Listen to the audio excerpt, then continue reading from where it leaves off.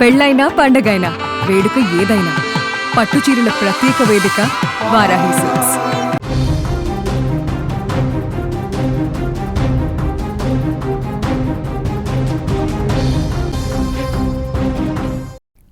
మరో breaking news చూస్తున్నాం. ఇటీవల పహల్గాం దాడి తర్వాత యూట్యూబర్ జ్యోతి మల్హోత్రా అనే యూట్యూబర్ గూఢచర్యం కేసులో 2025 మే 16న హిసార్లో అరెస్టు చేశారు. జ్యోతి మల్హోత్రా అరెస్టు తర్వాత పాక్ వెళ్లిన యూట్యూబర్లు పాకిస్తాన్ ఇంటెలిజెన్స్ తో సంబంధాలేమైనా ఉన్నాయా అన్న కోణంలో పలువురు యూట్యూబర్స్ ను అదుపులోకి తీసుకుని ప్రశ్నిస్తున్నారు ఎన్ఐఏ అధికారులు.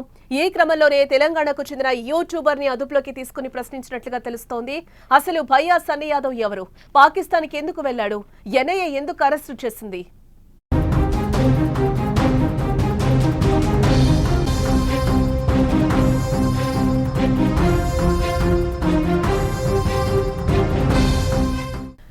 యూట్యూబర్ జ్యోతి మల్హోత్రా అరెస్టు తర్వాత భారత్ లో పాకిస్తాన్ కి వెళ్లిన యూట్యూబర్లపై నిఘా పెరిగిపోయిందని చెప్పుకోవచ్చు.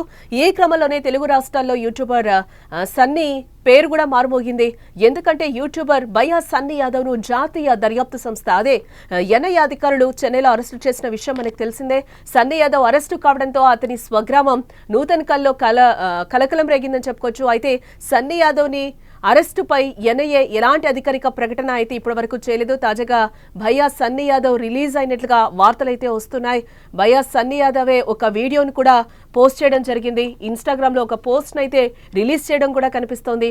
భయ్యా సన్నీ యాదవ్ కనిపించకుండా పోవడంతో భయ్యా సన్నీ యాదవ్ ని ఎన్ఐఏ తీసుకెళ్లిందా, లేదంటే ఎన్ఐఏ కిడ్నాప్ చేసిందా, లేదా భయ్యా సన్నీ యాదవ్ ఎక్కడైనా కిడ్నాప్ డ్రామా ఆడుతున్నాడా అంటూ ప్రపంచ యాత్రికుడు నా అన్వేష్ కొన్ని క్వశ్చన్స్ తో ఒక వీడియోను కూడా రిలీజ్ చేశాడు.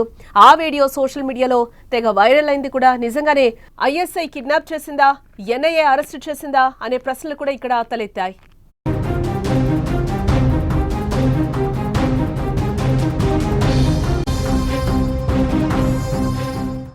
గత కొంతకాలంగా భయ్యా సన్నీ యాదవ్ నా అన్వేష్ కి మధ్య మాటల యుద్ధం అయితే అవుతుంది. ఒకరిపై ఒకరు తీవ్రమైన విమర్శలు చేసుకున్నారు.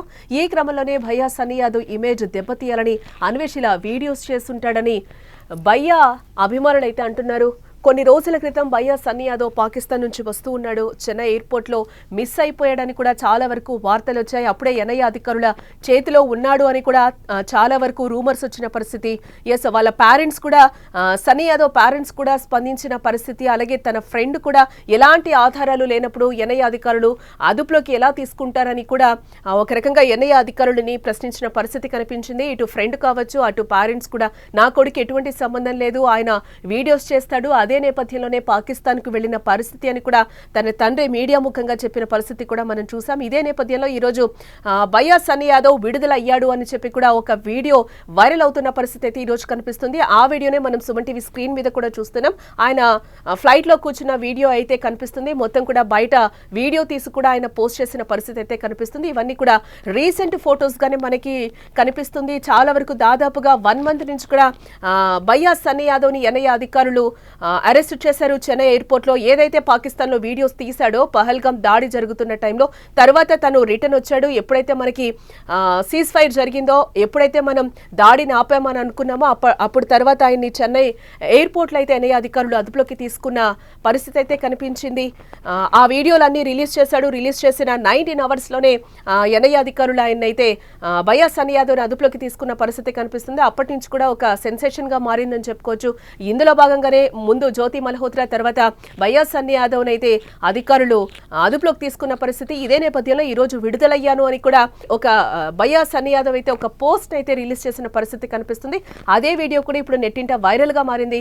గతంలో సన్నీ యాదవ్ బెట్టింగ్ యాప్లను ప్రమోట్ చేసినందుకు నూతనకల్లో పోలీస్ స్టేషన్ లో అతనిపై కేసు అయితే నమోదైంది. తనను అరెస్టు చేస్తారన్న భయంతో విదేశాలకు పారిపోయినట్లుగా కూడా వార్తలు వచ్చాయి. తాజాగా భయ్యా సన్నీ యాదవ్ ఒక ట్వీట్ ని చేయడం కూడా జరిగింది.